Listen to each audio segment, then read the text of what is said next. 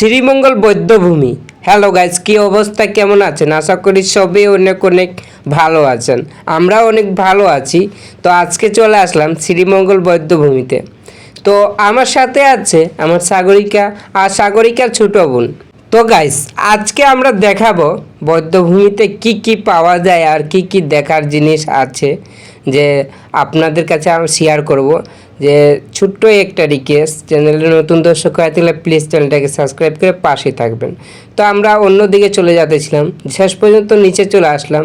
নিচের মধ্যে দেখলাম ওয়াও, খুব সুন্দর ঝর্ণা একটা দেখা গেল উপর দিক থেকে, নিচ থেকে উপর দিকে পানি উঠছে, তাই না? দেখে অনেকেই ভালো লাগলো, তাই তোমাদের কাছে শেয়ার করলাম। দেখেন না কত সুন্দর লাগছে দেখতে, ওয়াও অসাধারণ। তো এইখানে একটা ছোট ব্রিজ আছে, সেই ব্রিজটা অনেক সুন্দর নকশা টকশা দিয়ে বানিয়েছে। অনেক লোকজন ছবি তুলছে, আড্ডা দিচ্ছে, অনেক মানুষ ভাই। মানে আইলে দেখতে পারবেন যে বৌদ্ধভূমি কোনো বিনা টিকিটে, কোনো টাকা লাগে নাই ঘুরতে ভাই, একবার ফ্রি। দেখেন শ্রীমঙ্গলে আসলেই এই যে বৌদ্ধভূমিতে আসবেন, মিস করবেন না। তো একটা দেখেন এই যে শ্রীমঙ্গল লেখা আছে, আর বড় উচ্চলে লেখা আছে 1971 সাল। সো আমার শালি হচ্ছে ছবি তুলবে, তাই হা হা হা, এইটা কী রে বাবা, এইটা দেখে আমরা অনেক হাসাহাসি করলাম, মজা করলাম, এইখান থেকে কিছু ছবিও তুললাম।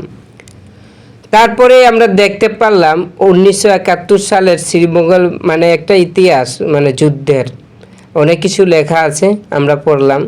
তো এইখানে শ্রীমঙ্গলটা, মানে এইখানে এত সুন্দর ভাই, যেতেই ছবি উঠছে, ভিডিও করছে, নানা রকমের পোস্ট মারছে। সো দেখে করে অনেকে ভালো লাগলো। তারপর সাগরিকা করে টিকটক বানাচ্ছে, টিকটক টিকটক ছাড়া তার গতি নেই ভাই, যে টিকটক বানাই। তো আমরা দুজন একটা গানের শ্যুট করলাম, বলছি গান বানালে কেমন হবে, কীভাবে। তো এইভাবেই কথা বলতেছিলাম আর ভিডিও করতেছিলাম, আর সাগরিকা জানতেই পারে না যে আমি ভিডিও করছি। মজার মজার কাহিনী, এইটাই বাস্তব। তো আমরা হাঁটতে হাঁটতে কিছু প্রেমের গল্প বলছিলাম আর হাঁটছিলাম, যে প্রতিদিন যদি এইভাবে আমরা ঘুরতে পারতাম খুব ভালো লাগতো। গল্প করতে করতেই এইভাবে সন্ধ্যা হয়ে গেল। তারপরে সন্ধ্যার সময় ভিডিওটা কেমন হয়েছে বন্ধুরা অবশ্যই কমেন্ট বক্সে কমেন্ট করে জানাবেন। আর চ্যানেলে নতুন দর্শক হয়ে থাকলে প্লিজ চ্যানেলটাকে সাবস্ক্রাইব করে পাশেই থাকবেন। তো সন্ধ্যার সময় লাইট জ্বলিয়ে দিয়েছে, দৃশ্যটা দেখতে কিন্তু অসাধারণ লাগছে।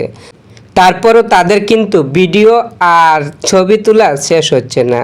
তো সবাই সুস্থ থাকবেন, ভালো থাকবে।